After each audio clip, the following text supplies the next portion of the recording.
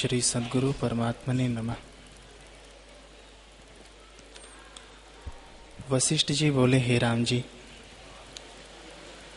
जैसे कोई तेज धूप से तपा हुआ सर्प के फन की छाया के नीचे बैठकर सुख की वांछा करे तो सुख न पावेगा, परंतु जब आत्मज्ञान रूपी वृक्ष की छाया के नीचे बैठे तब शांति और सुखी होगा। हे राम जी, जिन पुरुषों ने विषयों का सेवन किया है वे परम दुख पाते हैं, और जिन्होंने आत्म पद का सेवन किया है वे परमानंद को प्राप्त होते हैं। जैसे नदी का प्रवाह नीचे जाता है, वैसे ही मूर्ख का मन विषयों की ओर दौड़ता है। यह संसार माया मात्र है और इसमें शांति कभी नहीं प्राप्त होती। जैसे मरुस्थल की नदी के जल से प्यास नहीं मिटती, वैसे ही विषय भोगों से शांति कभी नहीं होती।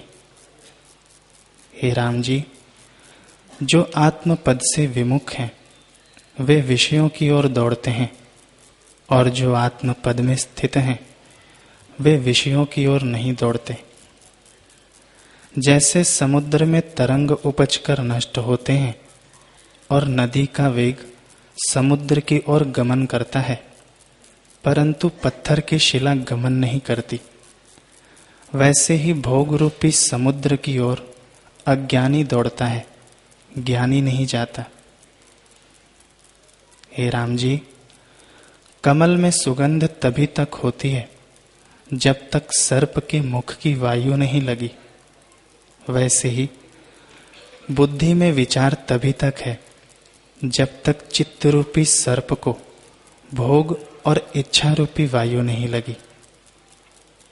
जब यह लगती है तब विचार रूपी सुगंध को ले जाती है और विष रूपी तृष्णा को छोड़ जाती है।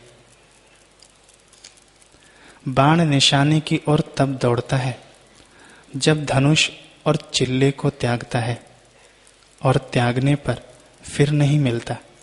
वैसे ही आत्मा रूपी चिल्ले से जब चित्त रूपी बाण छूटता है तब भोग रूपी निशाने की ओर दौड़ता है, और जब जाता है तब फिर आना कठिन होता है, अर्थात अंतर्मुख होना कठिन हो जाता है।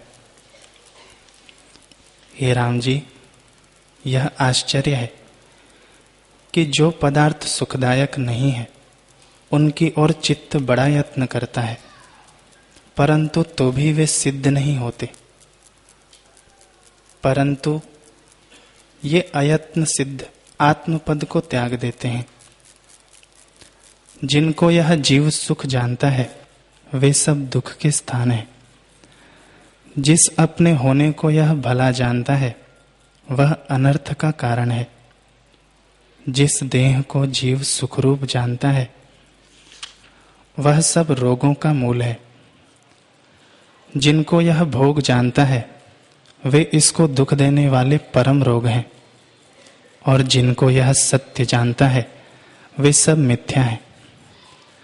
जिनको यह स्थिर जानता है वे स्थिर नहीं चल रूप हैं। जिनको यह रस जानता है वे सब विरस हैं। जिनको बांधव जानता है वे सब अबांधव और दृढ़ बंधन रूप हैं। जिनको यह सुख देने वाली स्त्री जानता है वह सर्पिणी परम विष उगलने वाली है। हे राम जी, मैं देह को परम आपदा का कारण जानता हूं। इसके निवृत्त होने पर ही जीव परम पद को प्राप्त होता है। जिन पुत्र धन आदि को यह जीव संपदा जानता है वे परम दुखरूप और आपदा है। इनमें सुख कदापि नहीं होता। यह बात मैं सुनकर नहीं कहता, मैंने देखकर विचारा है, विचार करके अनुभव किया है, और अनुभव करके कहा है कि यह संसार माया मात्र है। बड़े बड़े स्थानों में भी गया, परंतु सार पदार्थ मुझको कोई नहीं देख पड़ा। स्वर्ग में नंदनवन आदि काष्ठ रूप ही दिखे। मृत्यु लोक में आकर देखा तो पंचभूत ही दिखे। शरीर में रक्त, मांस, हाड़, मूत्र आदि ही देखे। ऐसे शरीर में जो अहम प्रत्यय करते हैं उनको मैं धिक्कार देता हूं। शरीर की आयुष्य तो ऐसी है जैसे दोनों हाथों में जल लीजिए तो बह जाता है, अथवा जैसे जल में तरंग और बुलबुले उपजकर नष्ट होते हैं या बिजली की चमक होकर नष्ट हो जाती है। जो ऐसे शरीर को पाकर सुख की तृष्णा करते हैं वे महामूर्ख हैं। बाल अवस्था तरंग की नाई नष्ट हो जाती है, यौवन अवस्था बिजली की चमक से छिप जाती है, वृद्धा अवस्था में केश श्वेत हो जाते हैं और दांत घिसकर गिर पड़ते हैं।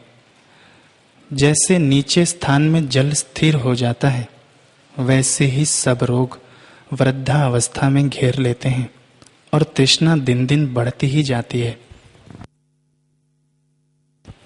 हे मुनीश्वर, उस समय सब पदार्थ जर्जर हो जाते हैं और तृष्णा जवान होती है।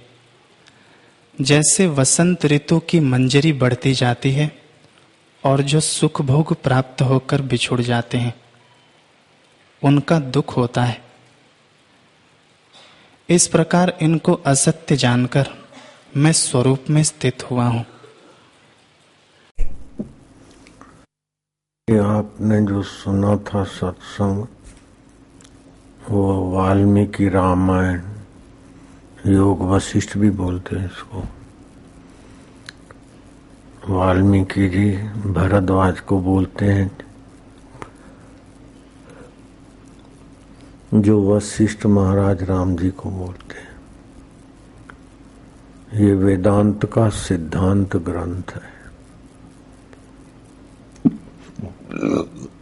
वेदांत में दो प्रकार के ग्रंथ होते हैं, प्रक्रिया ग्रंथ और सिद्धांत ग्रंथ।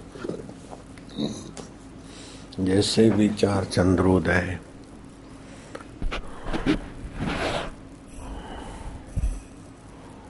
विचार सागर, पंचदशी, ये परम तत्व को समझाने वाले प्रक्रिया ग्रंथ है, एक से एक। और ये योग वशिष्ठ वाल्मीकि रामायण सिद्धांत ग्रंथ है। इतिहास की बात कहेंगे, पुराण की बात कहेंगे, मन की, बुद्धि की, सबकी बात कहेंगे और घुमा फिरा के याद दिलाएंगे कि सार तत्व वही आत्मा साक्षी है। पांच भूतों में सत्ता परमात्मा की है। जैसे सारे वृक्ष पृथ्वी रूप है, ऐसे ही सारे मनुष्य जीव पांच भूत है और पांच भूत प्रकृति रूप है। जैसे सारी मिठाइयां मैदा, बेसन, घी, शक्कर है, ऐसे ही सारे जीव पृथ्वी, जल, तेज, वायु, आकाश।